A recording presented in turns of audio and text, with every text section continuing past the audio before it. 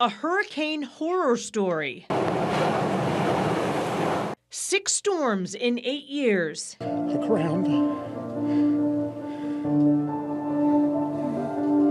You got to see it. In the wake of the devastation, I lost every single thing during Ian. just when families needed them the most. The house is filled with water. My home with everything in it is gone. Insurance companies either jacked your rates. It pretty much tripled after Ian. Last year it was about $1,300. This year it's over $3,000. Or kicked you to the curb. I'm without insurance right now. I said, oh my gosh, what am I going to do? Everybody's worried. Tonight, I'm revealing evidence that shows homeowners were lied to. That new report claims the parent companies of insurance companies were raking in billions of dollars, while Florida insurers were claiming bankruptcy, dropping customers, and in some cases, tripling premiums. Good evening, I'm Kelly Burns. And I'm Peter Bush. We're talking about 2017 through 2019, when the state's insurance market really started to fall apart. Gulf Coast News reporter Dave Elias obtained a copy of a report that reveals things may not have been as bad as some companies suggested.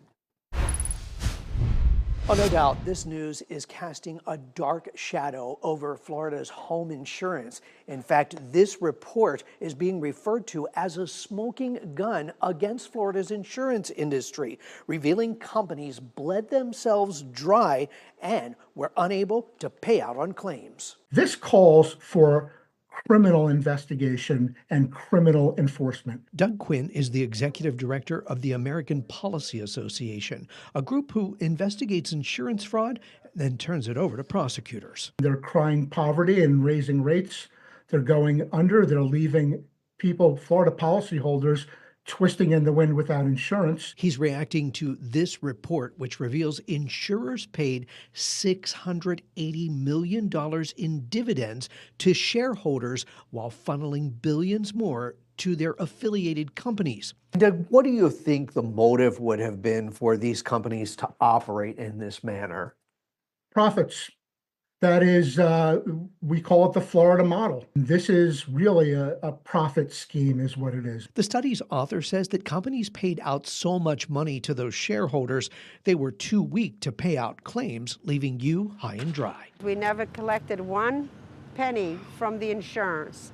And now that we need it, we have not got hardly anything. Attorney John Morgan weighing in saying, quote, "A year ago, I predicted blue tarp DeSantisville communities would cover the state because DeSantis, Tom Leak, and the rest of the legislature decided to pad insurance CEOs' pockets instead of protecting homeowners." The state's Office of Insurance Regulation telling me, quote, "The report does not clearly show where the capital was spent or concludes that the monies were profit. The report does say additional oversight was needed." The OIR and others say this document doesn't tell the whole story. If it just tells part of the story, it should have been part of the dialogue. It should not have been hidden. Now, the state argues that it has pushed for more oversight since the report. They insist that the market is improving, with 10 new companies operating in Florida since 2022, although rates for most remain high. Dave Elias, Gulf Coast News.